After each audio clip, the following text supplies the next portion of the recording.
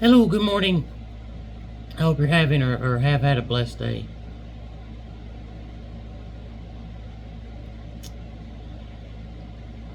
Know thy enemy. Shinsu.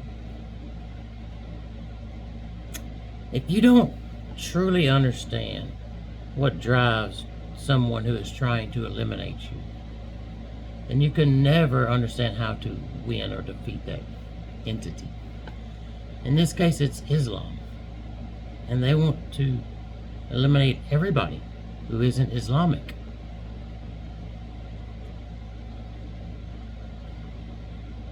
The media and a lot of others over the last 30 years would tell you China is the great evil that we need to be worried about, we need to be facing.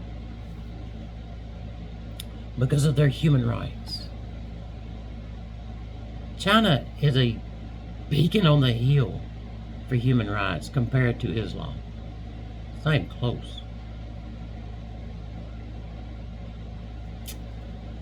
If we can't be bothered to go read the Quran, everyone in this country, especially Christians, after 9/11 should have picked up a Quran and been reading it. Now, how else do you understand what you're facing? How else do you understand what they want and why? You see, Christians have come to a place where they're good at being missionaries and doing things like that, but it feels like a lot of times Christians are working towards things here on earth. Islamists aren't. They don't care about anything here on earth. It's about after this. In order to get after this, their heaven, there must be a holy war, jihad. There must be eliminating Christians and any other faith that is not Islam. Period. The whole world must become Islam for them to feel satisfied. The only way to understand that, know that, is to go read the Quran for yourself. But we haven't, have we? We've listened to people tell us that they're moderate Islamists. We have listened to people tell us that there are some that just want to live peacefully with you. There aren't any. There's not one. Not one person. There's a true Islamist, somebody truly into that faith, that wants to coexist with you, a Christian. Not one. Not one.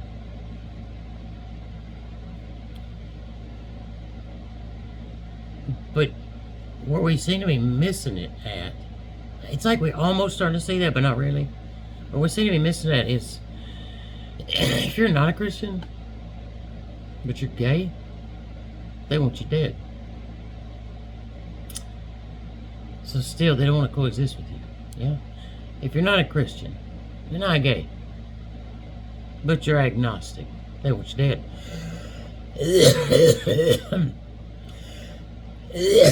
Excuse me, I don't know where that came from. I feel it though, it's not going away.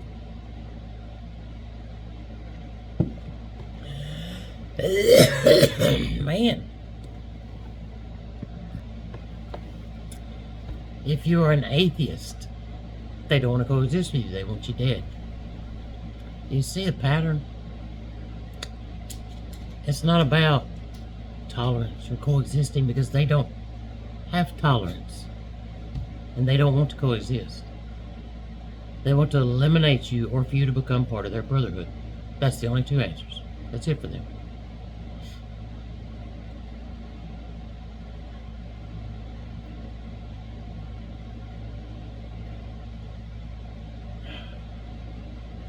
Pray for our country. But you better pray for the world, because places like China are going to be the last holdouts on this kind of thing.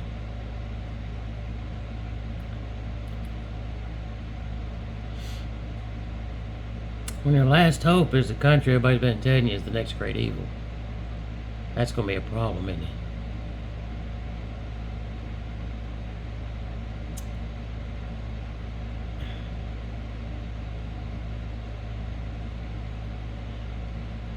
If we don't recognize what Islam actually is and what it actually wants, we are doomed.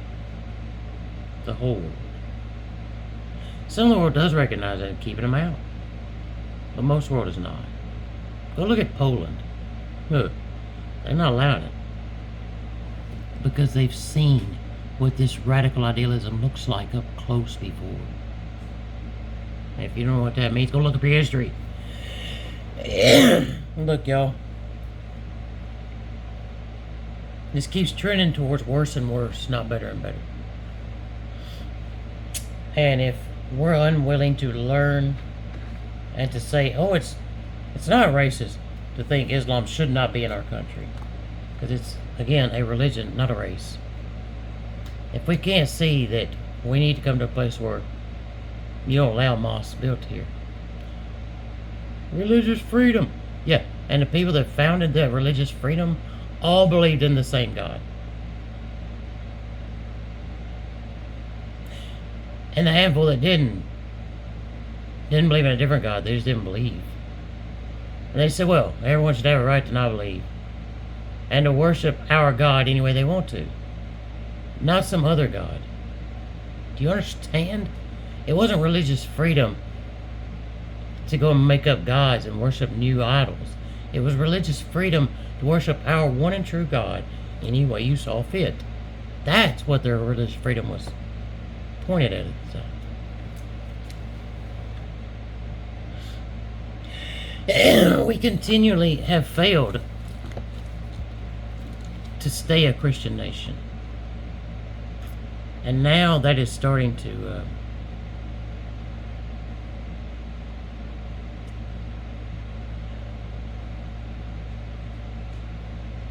I don't worry about my lifetime, but I worry a great deal about my children, about their children.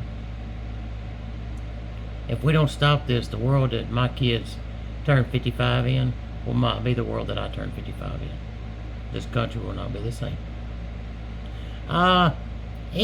It could never happen here. That's how it happens here. And then other people who say, I'd take 200 years to do that here. Took 25. Took 25 for the most patriocy in the world 25 years ago. New York City. After 9/11. Took 25 years for that city to elect the very ideology that put planes into their buildings. Yeah, it could never happen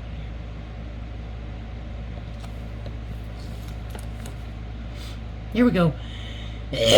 Chapter 7 of Joshua. But the Israelites acted treacherously with regard to the ban. Achan, son of Carmi, son of Zabdi, son of Zerah, of the tribe of Judah, took goods that were under the ban, and the anger of the Lord flared up against the Israelites. Joshua sent the men from Jericho to Ai. That's all I ever say of it. It's spelled like AI. Which is near Beth-aven and east of Bethel, with the order, go up and reconnoiter the land. When they had explored Ai, they returned to Joshua and advised, do not send all the people up. If only about 2,000 or 3,000 go up, they can attack and overcome Ai. You need not tire all the people. The enemy, there are few. That number is disputed because there's a lot of people that think they messed up the translation of what 1,000 was, and that this is probably not quite right, but semantics matter very little in the grand theme. About 3,000 of the people made the attack, but they fled before the army of Ai, who killed 36 of them. They pursued them from the city gate to Shebarim and defeated them on the descent, so that confidence of the people melted away like water. Joshua, together with the elders of Israel, tore their garments and fell face down before the ark of the Lord until evening, and they threw dust on their heads. Alas, Lord God, Joshua prayed, why did you ever allow this people to cross over the Jordan, delivering us into the power of the Amorites, that they might destroy us? Would that we have been content to dwell on the other side of the Jordan? Please, Lord, what can I say now that Israel has turned its back to its enemies. When the Canaanites and the other inhabitants of the land hear of it, they will close in around us and have effaced our name from the earth. What will you do for your great name? The Lord cried to Joshua, stand up, why are you lying there? Israel has sinned. They have transgressed the covenant which I enjoined on them. They have taken goods subject to the ban. They have stolen and lied, placing the goods in their baggage. If the Israelites cannot stand up to their enemies, but must turn their back to them, it is because they are under the ban. I will not continue to be with you unless you remove that which is banned from among you. Get up, sanctify the people, and tell them, sanctify yourselves before tomorrow, for thus says the Lord, the God of Israel, that which is banned in your midst, that which is banned is in your midst, Israel. You cannot stand up to your enemies until you remove it from among you. In the morning you must come forward by tribes. The tribe which the Lord designates shall come forward by clans. The clan which the Lord designates shall come forward by families. The family which the Lord designates shall come forward one by one. Whoever is designated as having incurred the ban shall be destroyed by fire with all that is his, because he has transgressed the covenant of the Lord and committed a shameful crime against Israel. Early the next morning, Joshua had the Israelites forward by tribes. The tribe of Judah was designated. Then he had the clan of Judah come forward, and the clan of Zerah was designated. Zerah came forward by families, and Zabdi was designated. So you understand, this is Joshua. Within Joshua, Zerah. Within Zerah, Zabdi. Yeah? Finally, he had one family come forward one by one, and Achan, son of Carmi, son of Zabdi, son of Zerah, of the tribe of Judah, was designated. Joshua said to Achan, my son, give glory to the Lord, the God of Israel, and praise him by telling me what you have done. Do not hide it from me. And he answered Joshua, I have indeed sinned against the Lord, the God of Israel. This is what I have done. Among the spoils I saw a beautiful Babylonian mantle, 200 shekels of silver, and a bar of gold, 50 shekels in weight. I coveted them, and I took them. They are now hidden in the ground inside my tent, with the silver underneath. Joshua sent messengers, and they ran to the tent, and there they were, hidden in the tent, with the silver underneath. They took them from the tent, brought them to Joshua and all the Israelites, and spread them out before the Lord. Joshua and all Israel took Achan, and the son of Zerah, with the silver, the mantle, and the bar of gold, and with his sons and daughters, his ox and donkey, his sheep, his tent, all his possessions, and led them off to the valley of Achor. Joshua said, what misery have you caused us? May the Lord bring misery upon you today. And all Israel stoned him to death. They burnt them with fire and stoned them. Over Achan they piled a great heap of stones, which remains to the present day. Then the Lord turned from his anger. That is why the place is called the Valley of Achor to this day. Now, what was his? Achan, Achan or Achan, okay? Acha or Achor, okay? Achor means like misery or disaster. A little play on words with his name as well. But again, when you hear the Israelites name something, it usually just means exactly what you think it means.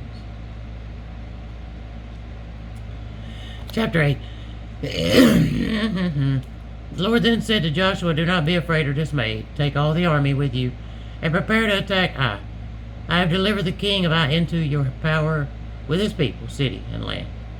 Do to Ai and its king what you did to Jericho and its king, except that you may take its spoil and livestock as plunder. Set an ambush behind the city. So Joshua and all the soldiers prepared to attack Ai, picking out 30,000 warriors. That's almost certainly where they have. It's probably more like 5,000 or something, but semantics. But also they didn't have 30,000 warriors almost, and they didn't need 30,000 warriors because they were always undermanned, but it didn't matter because God was with them, you understand? But anyway, the semantics when he talks about a number in the war or whatever.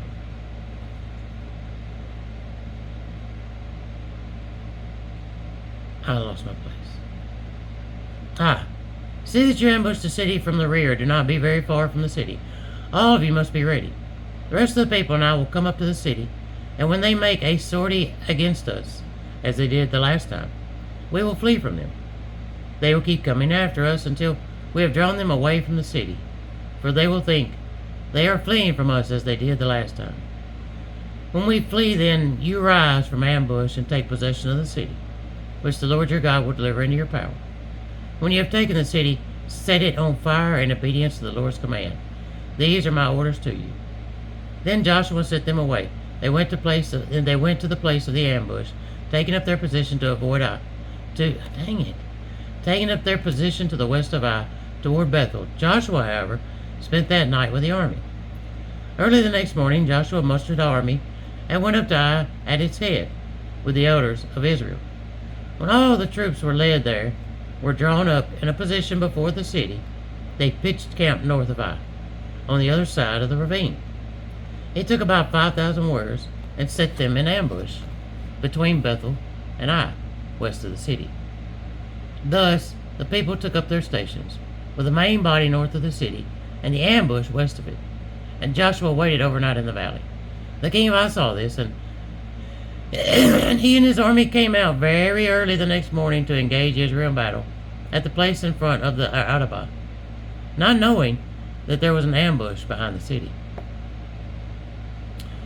Joshua and the main body of the Israelites fled towards the wilderness, pretending defeat, until the last of the soldiers in the city had been called out to pursue them. Since they were drawn away from the city, with everyone pursuing Joshua, not a soldier remained in Ai or Bethel. They abandoned the city, leaving it open as they pursued Israel. Then the Lord directed Joshua, "Stretch out the javelin in your hand towards Ai, for I will deliver it into your power." Joshua stretched out the javelin in his hand toward the city, and as soon as he did so, the men in ambush rose from their post, rushed in, captured the city, and immediately set it on fire. By the time the army of Ai looked back, the smoke from the city was going up to the heavens. Escape in any direction was impossible, because the Israelites retreating toward the wilderness had now turned on their pursuers. For when Joshua had the main body of Israelites saw that the city had been taken by ambush and was going up in smoke, they struck back at the forces of Ai. Since those in the city came out to intercept them, Ai's army was hemmed in by Israelites on both sides, who cut them down without any fugitives or survivors, except the king, whom they took alive and brought to Joshua. When Israel finished killing all the inhabitants of Ai in the open, who had pursued them into the wilderness, and all of them to the last man fell by the sword, then Israel returned and put to the sword those inside the city. There fell that day a total of 12,000 men and women, the entire population of Ai. Joshua kept the javelin in his hand, stretched out until he had carried out the ban on the inhabitants of Ai. Now, again, he's Moses' rightful heir, right? What Moses do? As long as he had his arms in the air, his staff, Israel had the better of the fight. If Moses' arms drooped, they started losing. So others started helping Moses keep his hands up after hours and hours and hours. Right? Saying it's just trying to point to the connection here, right? He lifted that javelin, pointed towards the city, kept it pointed towards the city until everything was done. However, the Israelites took for themselves as plunder the livestock and the spoil of that city, according to the command of the Lord issued to Joshua. Then Joshua destroyed Ai by fire, reducing it to an everlasting mound of ruins as it remains today. He had the king of Ai hanged on a tree until evening. Then at sunset Joshua ordered the body removed from the tree and cast at the entrance of the city gate, where a great heap of stones was piled up over it, which remains to the present day. Later on Mount Ebal, Joshua built to the Lord, the God of Israel, an altar of unhewn. You know when you make a stone nice and square and perfect, that's hewing. He's not doing that. But I'm tired and this is going poorly. Joshua built to the Lord, the God of Israel, an altar of unhewn stones on which no iron tool had been used, just as Moses, the servant of the Lord, had commanded the Israelites as recorded in the book of the law. On this altar they sacrificed burnt offerings to the Lord and made communion sacrifices. There, in the presence of the Israelites, Joshua inscribed upon the stones a copy by the law written by Moses. And all Israel, resident, alien, and native alike, with their elders, officers, and judges, stood on either side of the ark, facing the Levitical priests who were carrying the ark of the covenant of the Lord. Half of them were facing Mount Gerizim, and half Mount Ebal, just as Moses, the servant of the Lord, had first commanded for the blessing of the people of Israel. Then were read aloud all the words of the law, the blessings and the curses, exactly as written in the book of the law. Every single word that Moses had commanded, Joshua read aloud to the entire assembly, including the women and children, and the resident aliens among them. The word of the Lord. Thanks be to God.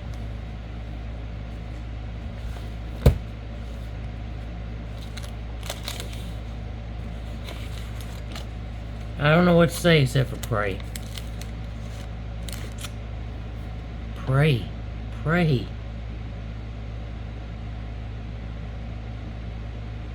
Maybe you think because I'm 50 that makes me some kind of old man. It's just worried about everything. Let me assure you, if you wouldn't spoke to people who know me my whole life, they'd say, nah, that ain't him.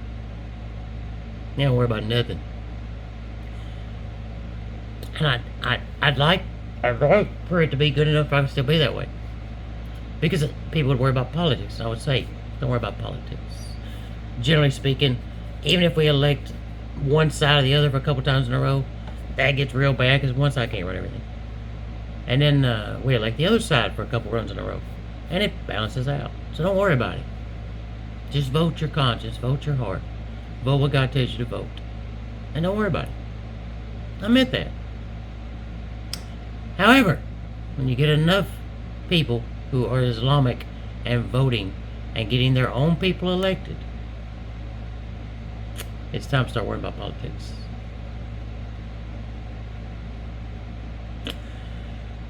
I like for this to all be uplifting, for us to talk about prayer, for us to talk about things we need to do to get closer to God and grow our faith. But right now it's real important that we talk about truly, if you're a Christian, our enemy.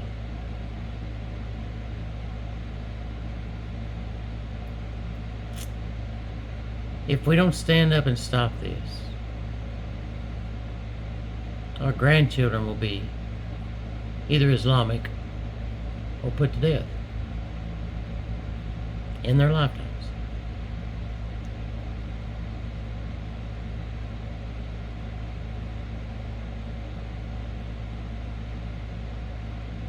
Islam, this is so important. It's the last thing I'm going to say, and we're going to get off here for today. I love you. Jesus Christ loves you more. I've said it twice, I think, maybe 3 times already, but I need you to hear it. Islam and Islamists have no desire whatsoever to coexist with you.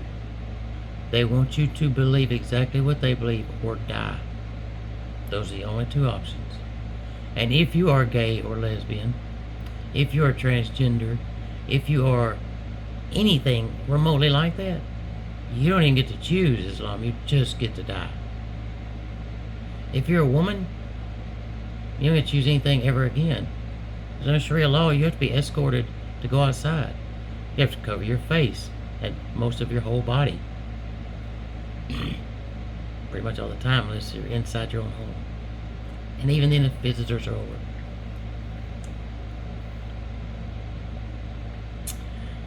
Hear me. If you know someone who is Muslim and they are the Islamic faith, and they tell you all the time they don't believe all that stuff, and their wife doesn't wear those stuff, or a habib or anything, then they're not Muslim. They're not. Sorry, wrong. Then they're not. See, now I'm getting racist, but they are not Islamists. Because if they are, that can't happen. Now, there are plenty who think they are, but have never truly studied the Quran to understand what that means. Most of them are young American idiots. I mean, young American people who just listen to somebody tell them what a great religion it was, and went and joined it. Let me know how that works out for you. But I don't want it to work out for my country, my kids, my grandkids. They don't want to coexist. I mean, I know, but they don't want to coexist, y'all. That's just not in their nature. It is sure not in their faith. Their faith demands that they not coexist.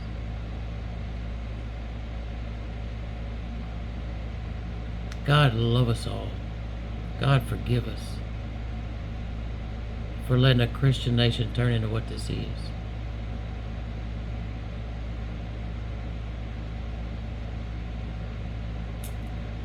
I am worried. I love you. Jesus Christ loves you so much more. I would never deceive you.